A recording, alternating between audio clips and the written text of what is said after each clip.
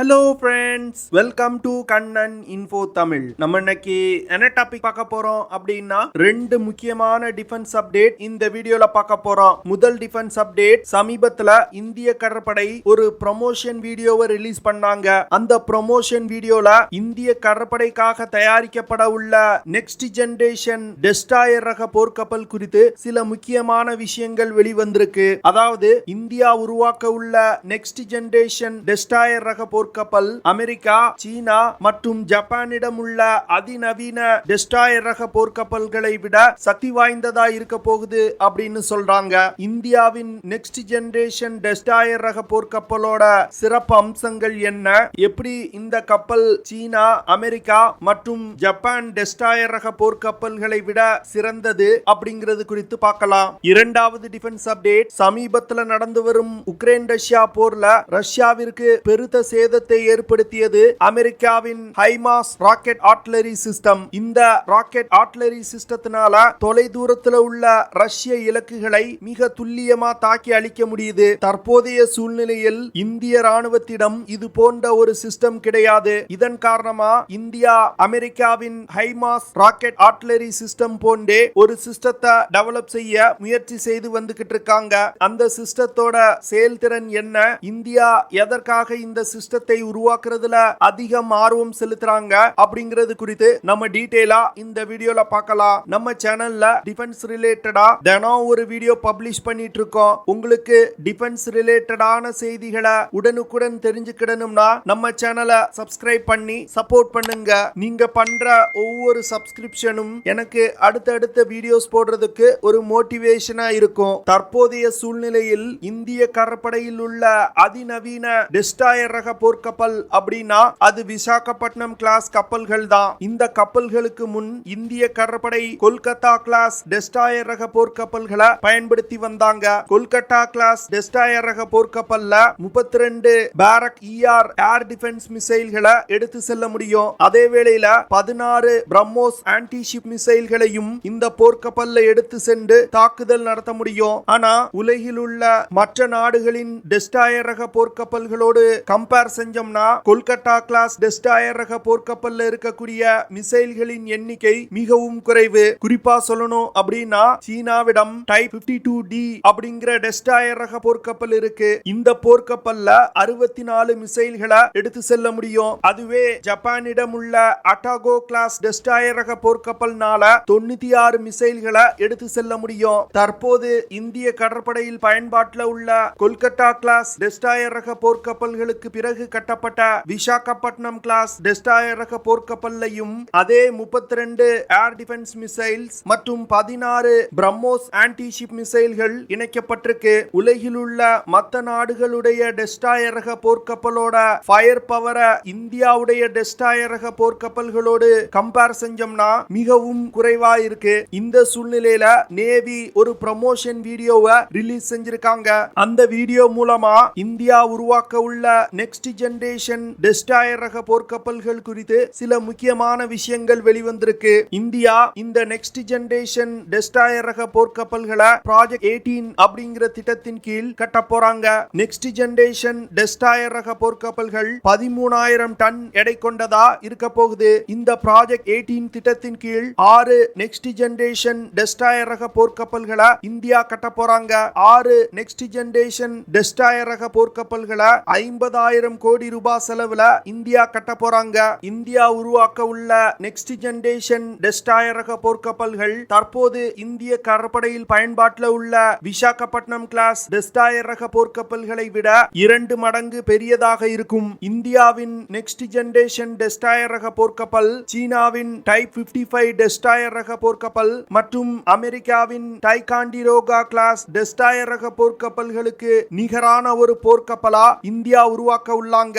சீனாவின் type 55 destroyer ரக போர்க்கப்பல்ல 112 vertical launch cells இணைக்கப்பட்டிருக்கு. அதுவே அமெரிக்காவின் டைகாண்டிரோகா கிளாஸ் டெஸ்ட்ராயர் ரக போர்க்கப்பல்ல 122 வெர்டிகல் செல்ஸ் இணைக்கப்பட்டிருக்கு. இதன் மூலமா இந்த போர்க்கப்பல்கள்ல அதிகமான மிசைல்களை எடுத்து செல்ல முடியும். தற்போது இந்தியா உருவாக்க உள்ள நெக்ஸ்ட் ஜெனரேஷன் டெஸ்ட்ராயர் ரக போர்க்கப்பல்கள்ல 144 மிசைல்களை எடுத்து செல்லும் வகையில இந்தியா உருவாக்க உருவாக்க போறாங்க. இந்த போர்க்கப்பல்ல 3 6x4 வெர்டிகல் லான்ச்சர்கள் கப்பல்களோட முன்புறத்திலையும் பின்புறத்திலையும் இணைக்கப்பட உள்ளது. இது தவிர 8 ஸ்லாண்ட் லான்ச்சர்களும் இந்த போர்க்கப்பல்ல இணைக்கப்பட்டிருக்கு. இந்த ஸ்லாண்ட் லான்ச்சர்கள் கப்பலோட மெயின் ரடார் சிஸ்டத்திற்கு பின்புறம் வைக்கப்பட்டிருக்கு. ஸ்லாண்ட் லான்ச்சர்கள்ல இருந்து பிரம்மோஸ் 2 மிசைல்களை லான்ச் செய்ய முடியும். இந்த நெக்ஸ்ட் ஜெனரேஷன் டெஸ்ட்ராயர் ரக போர்க்கப்பல்ல ஏர் டிஃபென்ஸ் சிஸ்டத்திற்கு தேவையான மிசைல்கள்,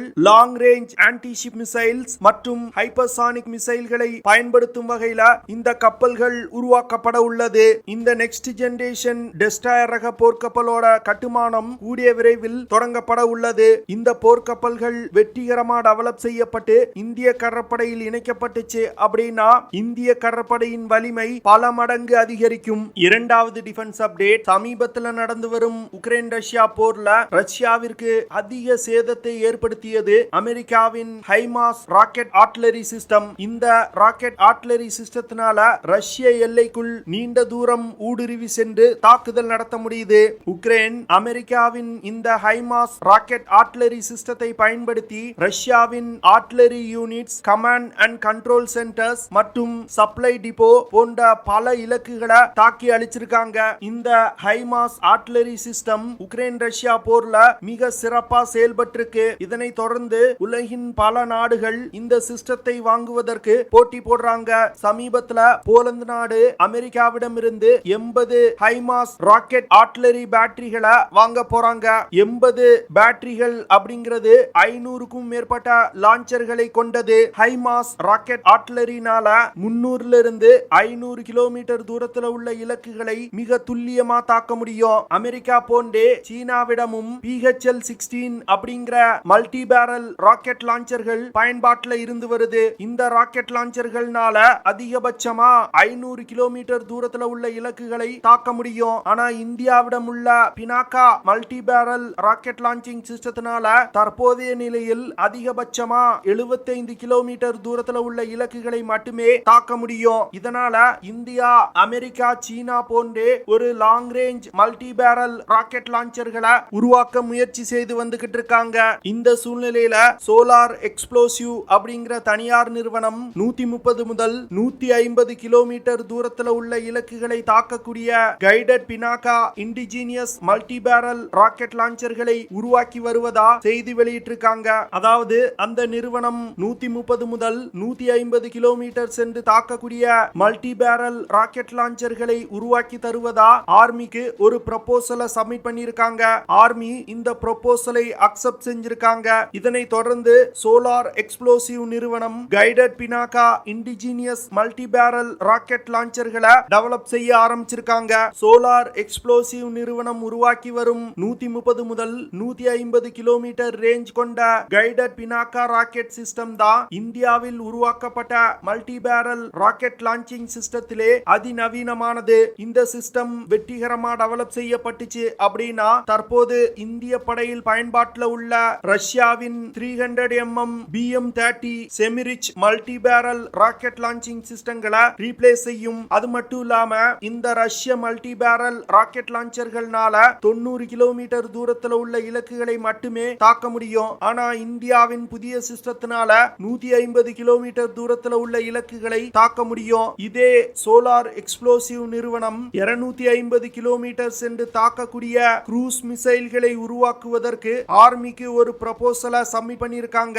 இந்த நிறுவனம் உருவாக்க உள்ள புதிய க்ரூஸ் மிசைல் பிரம்மோஸ் மிசைல் போன்றே செயல்படக்கூடியது. இந்த நிறுவனம் உருவாக்க உள்ள புதிய மிசைல்கள்ல சீக்கர்கள் கிடையாது, அதற்கு பதில் கைடிங் சிஸ்டங்கள் இணைக்கப்பட்டிருக்கும். இந்த நிறுவனம் உருவாக்க உள்ள புதிய மிசைல் பிரம்மோஸ் மிசைல்களை விட விலை குறைவாயிருக்கும். அதாவது ஒரு பிரம்மோஸ் மிசைலின் விலை 40 கோடி ரூபாய். ஆனா சோலார் எக்ஸ்ப்ளோசிவ் நிறுவனம் உருவாக்க உள்ள இந்த புதிய மிசைல் 8 கோடி ரூபாய் தான். இதனால இந்திய ராணுவம் இந்த மிசைல்களை வாங்குவதற்கு அதிக வாய்ப்பு இருக்கு. புதிதாக உருவாக்கப்பட உள்ள மிசைல் பிரம்மோஸ் மிசைல் போன்றே சூப்பர்சானிக் வேகத்துல டிராவல் செய்யும். இந்த நிறுவனம் புதிதாக உருவாக்கப்பட உள்ள மிசைல்ல என்ன மாதிரியான ப்ரொபல்ஷன் சிஸ்டங்களை பயன்படுத்த போறாங்க அப்படின்னு இன்னும் வெளியிடல.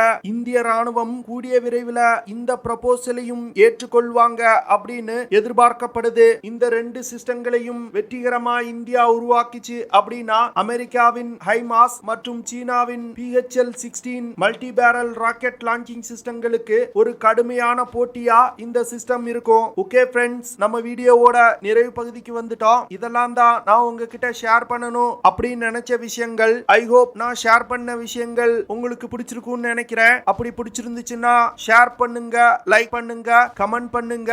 மறக்காம நம்ம சேனலுக்கு சப்ஸ்கிரைப் பண்ணுங்க. அப்படியே அந்த பெல் நோட்டிபிகேஷனை கிளிக் பண்ணி ஆல்ங்கிற ஆப்ஷனை எனேபிள் பண்ணிக்கங்க. See you in the next video. Jai Hind.